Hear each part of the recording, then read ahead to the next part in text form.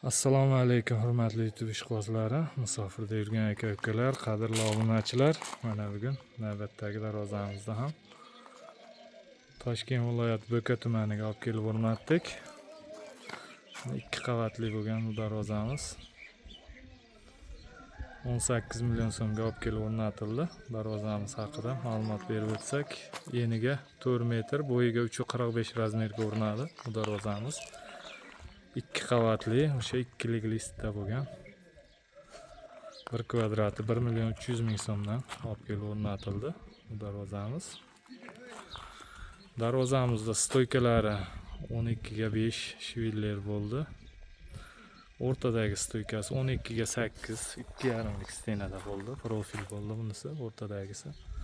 Taglari shiviller, u taglari ham 12 ga 5 shiviller bo'ldi. Qirg'oqlari 8 ga 4, 1,7 stenada.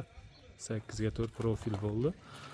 Listlari esa o'sha ikkilik listda 2 qavatli qilinib juda chiroyli holda o'rnatildi. Mana taglarigacha sementini quyish qo'ydi. Akamiz hozir darrov issig'ida quyib qo'yamiz deb darvozamiz orqa holatlarini ko'rsatib o'tsak.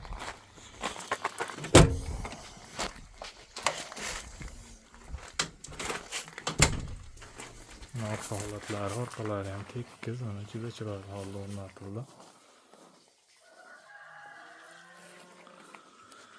Darvozadan tashqari mana 2,5 ga 3 metr so'rimiz ham olib kelindi. So'rimiz ham 2,5 ga 3, 5,5 million so'mga olib kelindi.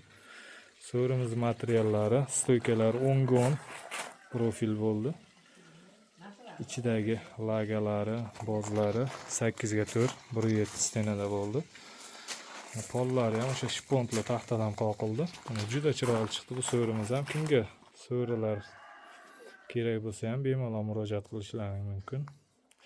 So'ri, darvoza, naves bemalol murojaat qilaverasizlar. O'zbekiston bo'ylab dostavka uстановkalar mavjud.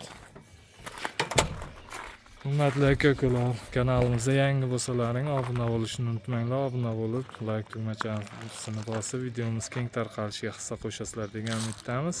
Xudo xohlasa kanalimizni doim kuzatib boringlar. Keyingi videolarimizda ham kraska sepish, o'rnatish jarayonlarini qo'yib borishga harakat qilamiz.